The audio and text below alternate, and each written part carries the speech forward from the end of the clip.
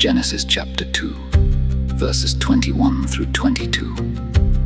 The formation of Eve, marriage instituted, BC 4004. 21. And the Lord God caused a deep sleep to fall upon Adam, and he slept. And he took one of his ribs and closed up the flesh instead thereof. 22. And the rib which the Lord God had taken from man made he a woman, and brought her unto the man.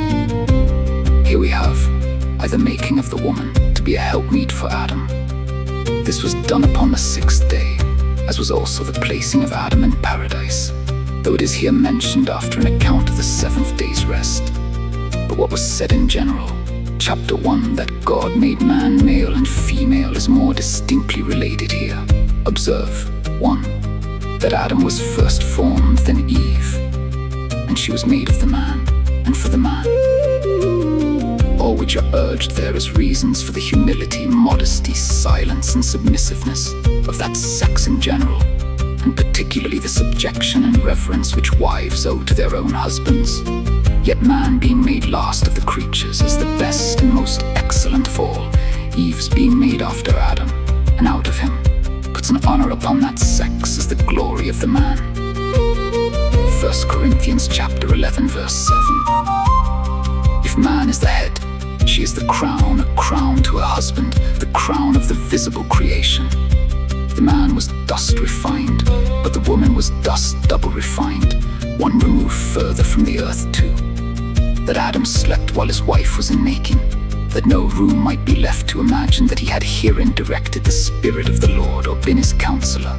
Isaiah chapter 40, verse 13. He had been made sensible of his want of a meet help, but God having undertaken to provide him one, he does not afflict himself with any care about it, but lies down and sleeps sweetly, as one that had cast all his care on God, with a cheerful resignation of himself and all his affairs to his Maker's will and wisdom. Jehovah Jireh, let the Lord provide when and whom he pleases.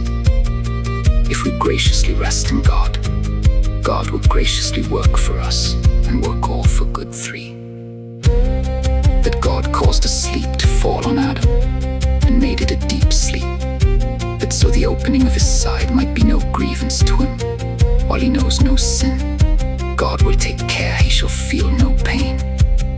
When God, by his providence, does that to his people which is grievous to flesh and blood, he not only consults their happiness in the issue, but by his grace he can so quiet and compose their spirits as to make them easy under the sharpest operations. That the woman was made of a rib out of the side of Adam, not made out of his head to rule over him, nor out of his feet to be trampled upon by him, but out of his side to be equal with him, under his arm to be protected, and near his heart to be beloved. Adam lost a rib, and without any diminution to his strength or comeliness. But in lieu thereof, he had a helpmeet for him, which abundantly made up his loss. What God takes away from his people he will, one way or other, restore with advantage.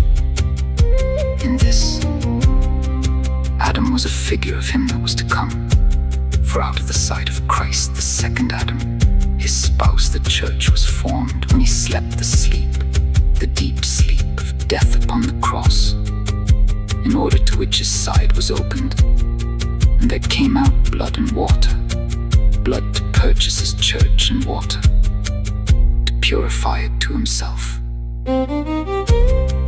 See Ephesians chapter 5, verses 25 through 26.